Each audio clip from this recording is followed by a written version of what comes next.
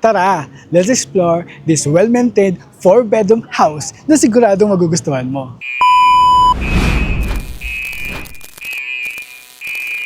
Right behind me is the beautiful house. Tingnan mo naman ang fasad. Napaka-modern pa rin tignan kahit pre-owned na siya. Perfect. I like it. Welcome to this beautiful home. Ang luwag, di ba? Ganda dito tumambay. Alam mo, gusto ko tong house na to. Alam mo, well, honestly, this is not brand new, no? Pero mukha siyang brand new.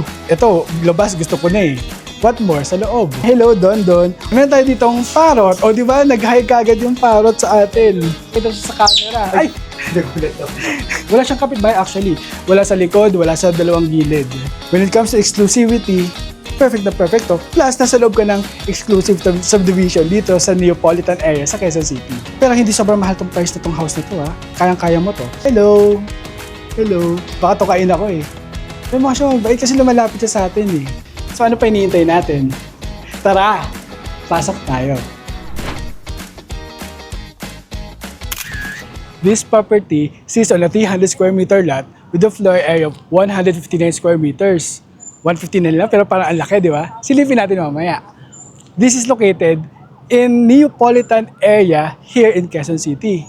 So right behind me is the beautiful house. Tingnan mo naman ang fasad. Napaka-modern pa rin tignan kahit pre-owned na siya. On this side, you have your front garden na ang ganda ng pagka-landscape. And on this side is your pedestrian gate. And dito naman ang iyong vehicle carport gate. Ilan ang kasya dito? Silipin natin later. So, tingnan mo, ang ganda ng combination ng color, no?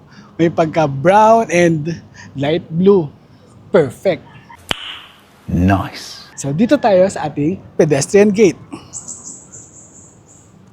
Here on your pedestrian gate, meron ka na ditong outdoor lamps na, no? Meron ka din pala ditong halaman, ang ganda. Gusto ko to, may mga pabato dito. I like it. So, this is your pedestrian gate. At meron tayo isang step lang, no? Papunta sa ating porch. So, welcome to this beautiful home. Magnificent. So, this is your... May isa pang step ulit pala, no, by the way. This is your, your porch going to your main door. Pero, bago tayo pumunta dyan, dito muna tayo sa ating vehicle carport. By the way, this is, single detached house. So, may ikot natin yung buong paligid. This is your 2 vehicle carport, no? Kaya lang, kasya dito ang 4. Pero for now, dalawa lang, perfect na ito para sa dalawang SUV, no? Kahit doon sa mga mahabang sakyan, pwede. Kung gusto mo 4, tatanggalin mo na itong cabinet na nandito para nandito na nakalagay yung mga yung mga tools mo para sa mga sasakyan mo. Mahabang yung canopy hanggang doon sa ating gate, no? Para pag nag-park ka dito, hindi ka mababasa na ulan. Perfect na perfect yan sa weather natin dito sa Pilipinas. And dito, meron tayo ditong gate, no? For added security, that's going to the service area, staff quarters, nandiyan yun. So mamaya, silipin natin. So, dito naman tayo sa kabilang side. May gusto ko ba sabihin? Wala pa. Siyempre, ako may gusto ko sabihin. Please don't forget to like, share, at siyempre mag-comment ka na din. At siyempre, huwag mo kalimutan, mag-subscribe. So, on this side, di ba, ang luwag ng space na to, ng iyong garden area. Ganda, di ba?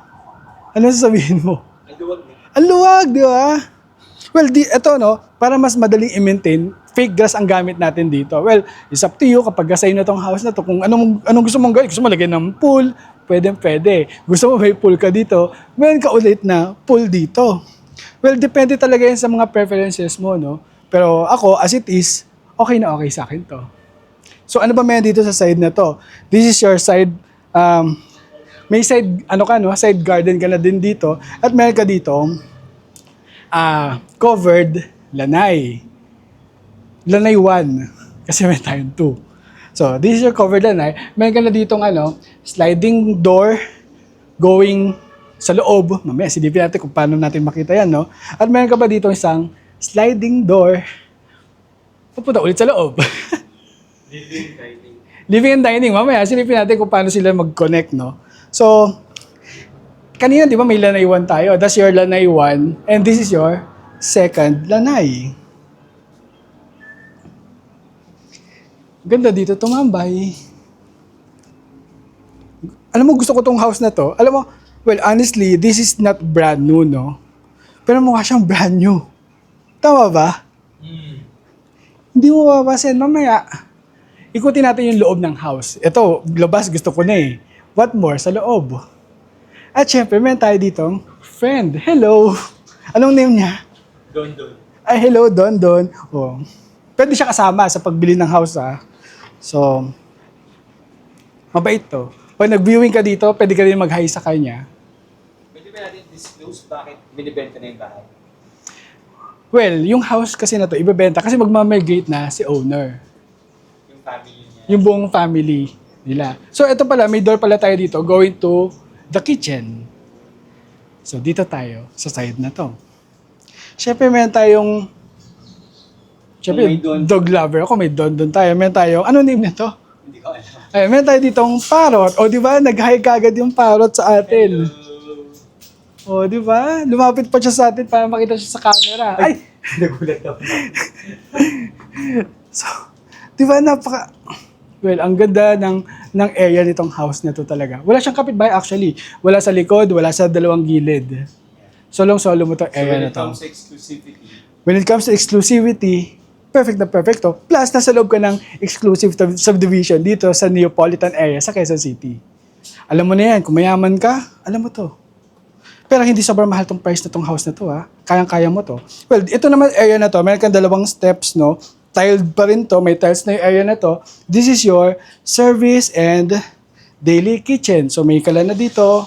Well, lahat na nakikita mo dito, kasama na to sa pag-purchase mo, ha. Iwanan na lahat ng gamit dito. Syempre, maliban na lang sa mga personal na gamit.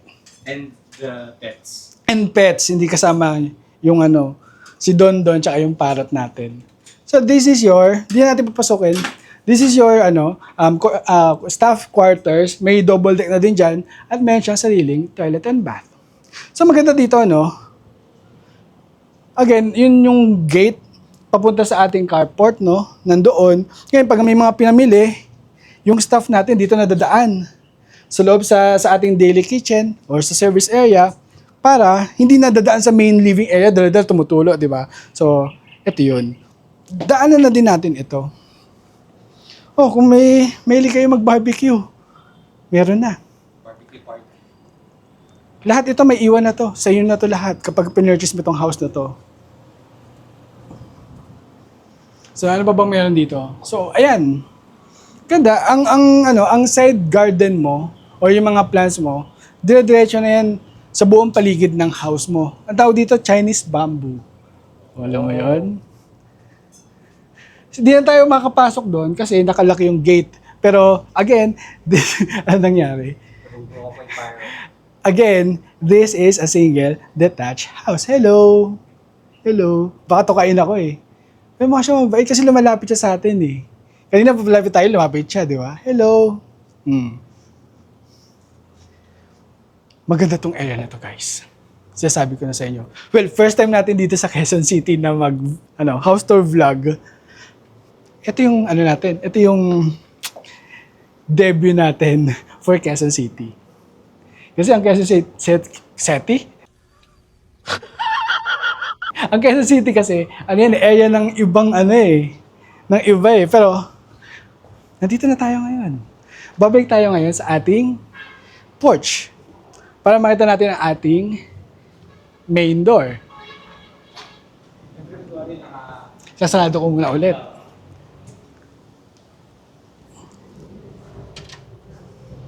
So, ayan. This is your porch. Ang ganda nitong mga stone design na to. Ayan, syempre may plant ka rin dito. Ganda. Again, from outside the gate, meron kang 1, 2, 3 steps going to your main door. And this is your main door. Solid wood door. Meron ka na ditong canopy na may ilaw para pagkagabi may liwanag ka sa iyong main door. So ano pa hinihintay natin? Tara! Pasok tayo. Bakit tayo pumasok sa loob? Magubad tayo ng shoes.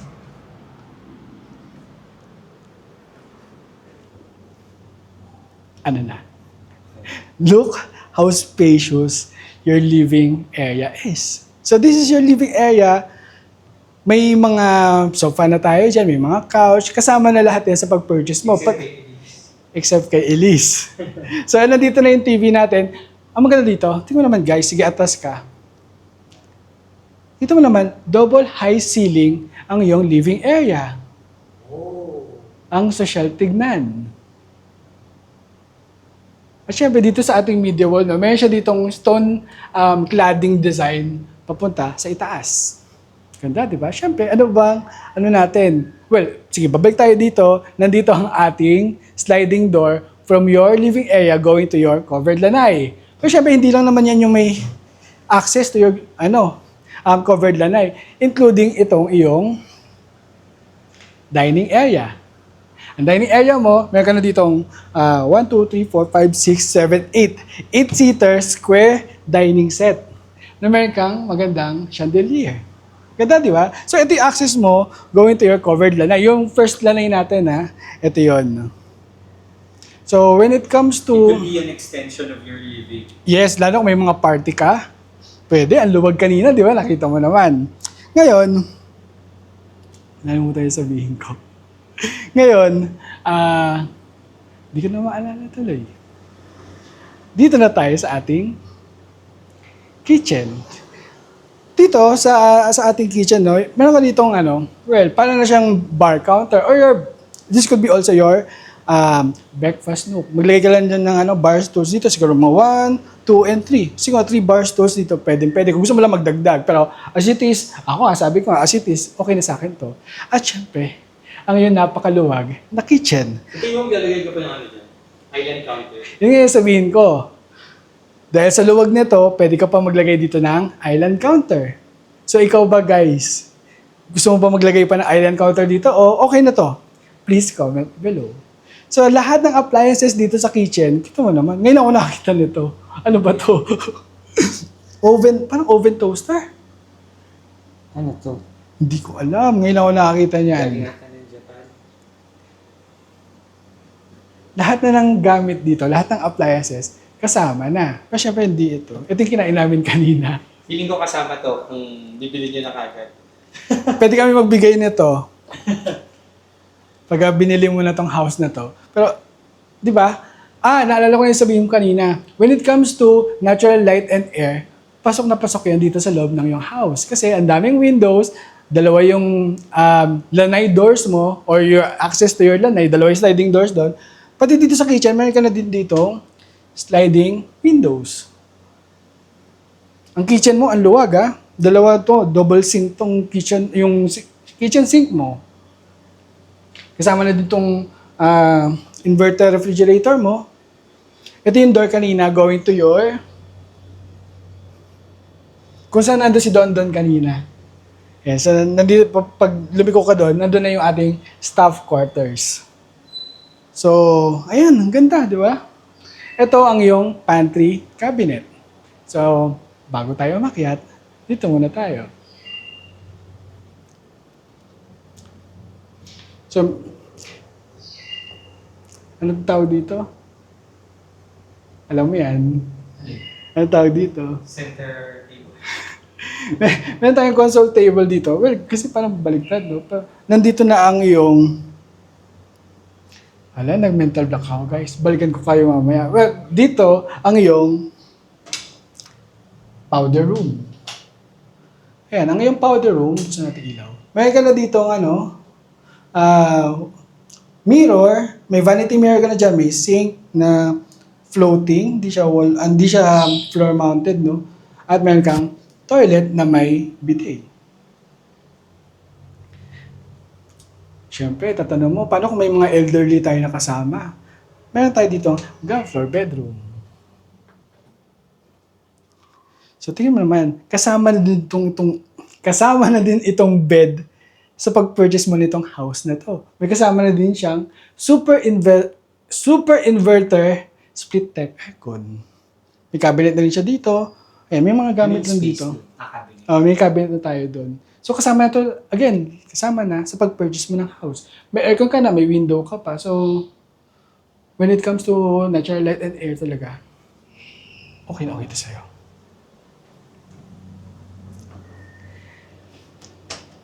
Alam niyo na kung ano tawag dito? Foyer. Nandito siya. Medyo nakapaloob ang ating foyer. Yan yung foyer. Oo. Kasi may console table ka dyan. No? Ito yung ating stairs na, no? Meron ka na ditong storage room. So, dami ka ng storage dyan sa kitchen mo. Ang bedrooms mo, may mga cabinets na din. Meron ka na din storage dito sa under ng stairs. So, wala kang problema pagdating sa kung madami ka pang gamit. Kasi ito, madaming gamit dito pero hindi makalat. Tingnan. Di ba? Agree ka? If you are into fun and entertaining property tours of brand new and awesome properties like this, don't forget to follow us on Facebook, Instagram, and TikTok. And make sure to subscribe to our YouTube channel, like and share this video, and hit the bell button for more exciting property tours. So, nandito tayo sa ating stairs. Subukan ba natin? Yeah. Subukan natin. So, ito na. Stair check. Wooden riser ang meron tayo dito. Tingnan natin, ano ba meron dito? Bato din siya. So, bato na may wooden riser tayo. Okay din naman. At wooden din ang ating handrails dito na may steel ano ba tawag dito? May steel and wooden handrail tayo na kasama na sa ating stairs. Dito sa ating stairwell, medyo plain lang siya. Kung gusto mo maglagay ng painting dyan, pwede. At pag-akit mo dito sa yung second level ng house, ito ang isa sa pinakamagandang areas dito sa house na to. Kitang-kita mo ang view ng iyong living area dahil sa double high ceiling to, di ba? Ganda. And syempre, this is your family area. So lahat yung kasama. Lahat na kasama, pero syempre, bawal na yung mga pictures. Kasi yung mga... Ano naman ni buyer yung mga pictures? Malay mo, di ba? Inspiration. Pero this is your family area. Kaya nga may mga pictures dito kasi family area to eh. This is the area for your family. Yung guitars kayo, kasama. Or personal belonging. Personal din yan. Pero we'll see. Tanungin natin kay owner, di ba? Kung kasama na din yan. Pero Tsaka mag-start. ano ba to? Alam mo na guys. Let's start. Well, second bedroom ito kasi meron na tayong first bedroom sa ground floor. So this is your first bedroom. Sa second floor. Sa second floor. Or second bedroom sa house na to. Spacious sa tingnan. May dalawang sliding windows. May bed ka na. May split type aircon ka na super inverter din. Maluwag na maluwag ang space. May cabinet ka dito. At kung gusto mo mag-TV, this is your media wall. So may ano ka na dyan for your cable. Siyempre, hindi lang isa. Or hindi lang pangalawang bedroom. This is our third bedroom. Napansin mo ba guys, wala ako salamin. Naiwanan ko. So this is your third bedroom dito sa house na to. Bakit, we're na planning talaga na mag-house tour vlog. Sige. Hindi namin plano mag-vlog ngayon, no? Kasi we'll just, parang may schedule lang kami with the seller para pag-usapan kung paano tong house na to, ganyan, and all the details. Si Mark, yung may hawak ng camera, shoot na daw natin. Di go naman tayo. Alam mo naman, game tayo palagi. So, ito mas gusto ko to kasi sa kabilang, although, sila, same size lang naman, no? Pero ito kasi, 3 ang kanyang sliding windows. Ramdam mo na corner room siya, di ba? Ang ganda, gusto ko to. Same pa rin. Well, kahit na well-maintained house halos brand new pa ang mga gamit dito sa house na to. May aircon ka na, kumpleto na yung bed mo. Kasama na din to, may iwan na to. Pero yung mga toys, baka maiwan na din to, tingin ko. Pero itong mga cabinets, kasama na din yan. Hindi na tayo bubuksan ng cabinet mamaya. Masyado ng personal yung makikita natin, di ba? Kasi mo, di ba, walang toilet and bath yung dalawang bedrooms kasi they have their shared toilet and bath. So, ito yung kanilang toilet and bath. You have your vanity mirror dito. Malaki yung sink mo naman. May toilet ka na may bidet. At meron ka dito shower enclosure. Ayan, may water heater ka na din dito. At meron ka ng modern shower. Ganda. Gusto ko yung kulay nito Medyo may pagka-cream and dark brown. So, parang makapal yung ano. Alin? Itong tempered? Ah. Makapal nga. Makapal yung temper. Not the usual dun sa mga na-shoot natin na maninipis. Di ba may mga na-shoot tayo ng mga brand new, pero manipis. Sa totoo lang manipis yung iba. Pero ito makapal to. Pang balcony tong ano na to. Pang balcony yung ano niya. Tempered. Tempered shower enclosure. So again, we're back here sa ating family area to see what's inside this door. Inside this door. Well, eto na. Ano pa hinihintay natin? For the final reveal. The primary bedroom. Sa isip ko kasi tumutugtog pa. Dun, dun, dun, dun. Tingnan mo naman itong ating primary bedroom. Sobrang luwag. Ganda nung may It's a king size bed. King- Ba? King? king size bed ka na din dito. Ganda. Tapos may dalawa kang bedside table na may magandang lamps. Ganda. I like it. May pagka-cove ceiling ka na. May window ka dito, sliding window. At meron kang ito pala, fixed window to. And fixed window.